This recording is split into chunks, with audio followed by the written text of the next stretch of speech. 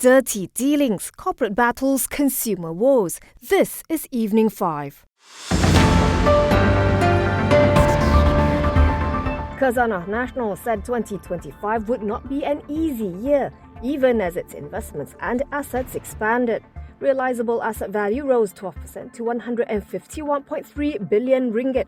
After deducting liabilities, net asset value was 103.6 billion ringgit, up 22% from the previous year. On a rolling time-weighted rate of return basis, its investments portfolio produced 24.6% gain in 2024, its best ever full-year return, versus 5.7% in 2023. Over 5 years, the return was 6.2% compared to 2.9% recorded at the end of 2023. The fund declared dividends of 1 billion ringgit to the government. For 2025, MD Dato' Amirul Faisal Wan Zahir flagged higher for longer US interest rates and volatile trade policies. Still, Khazanah is banking on domestic investments. CIO Dato' Hisham Hamdan said at the same briefing. He said the plan is to keep the Malaysian portion slightly over 60% of its total portfolio. Malaysia's situation is favourable, Amirul said, noting roughly balanced exports to the US and China, both major trading partners of Malaysia.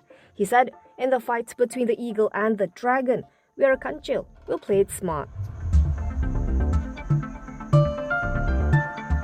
Gamuda has signed an exclusive agreement with the Perak government to develop infrastructure aimed at addressing water shortages in the state's northern region.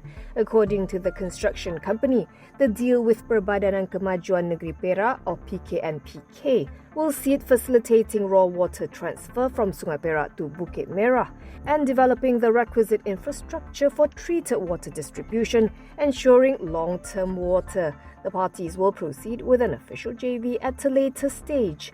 Gamuda Engineering Executive Director Faris Muhammad Yusof said the builder brings extensive experience in water-related infrastructure to this arrangement, having successfully delivered similar projects such as the Scheme Bekalan Air Fasa 3 Sungai Selangor and Kuala Lumpur's Smart, among others. Gamuda said it will also prioritise the local workforce and communities in the state through the development. PKNPK Chief Executive Dato' Reza Rafiq Abdul Razak meanwhile said the project will address Perak's most pressing issue, ensuring water security by 2029. At the closing bell, shares of Gamuda ended 4.8% higher at RM4.38, valuing it at 25.19 billion ringgit. The Attorney General's chambers wants the country's apex court to decide on a purported royal addendum concerning former Prime Minister Dato' Sri Najib Razak.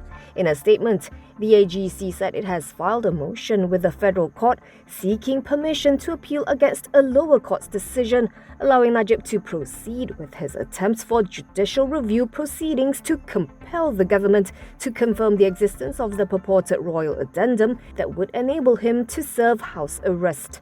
The AGC explained that its decision was based on several important premises pertaining to the interpretation of the law and the difference in view between the High Court and the majority decision of the Court of Appeal.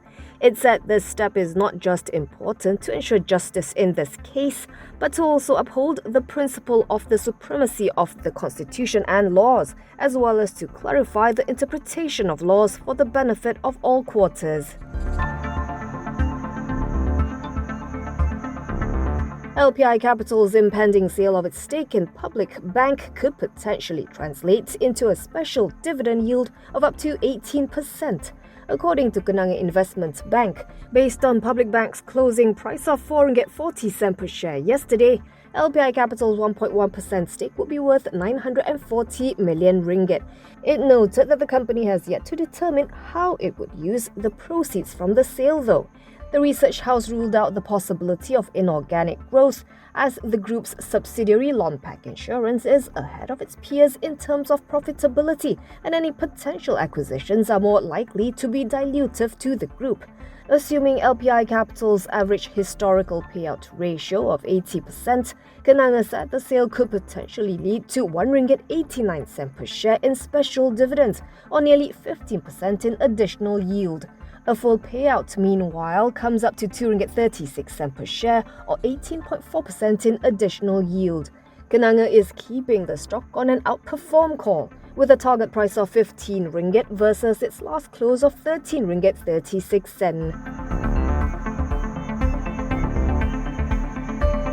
Opposition MP Datuk Wira Mas Ermieyati Samsudin raised concerns over investments totaling more than RM600 million by government-linked Pelaburan Hartanah. Mas Ermieyati pointed to the vacant Elevate Merdini office building in Johor, acquired for RM400 million, which is currently valued at RM285 million. She also flagged the Shaw Shopping Mall in Malacca, bought for RM212 million and now valued at RM90 million. Speaking in the Dewan Rakyat, she said she received a memorandum titled Save PHB from its staff. Mas Ermieyati, who also chairs the bipartisan PAC, said that the acquisitions are worrying, calling into question investment decisions and management of funds, as well as the company's transparency and governance. Established in 2006, Pelaburan Hartanah is the property investment arm of Yayasan Pelaburan Bumiputra. To date, Pelaburan Hartanah has received RM1.2 billion in government grants, including RM100 million in 2024. However, only 80,000 Bumiputras currently own units in Amanah Hartanah Bumiputra, while the majority of shares are sold to Bumiputra institutions. In November 2024, Mas Ermieyati had called for a probe following news reports that its CEO received a 3-month salary bonus of RM210,000, despite the firm achieving only 42% of its key performance indicators.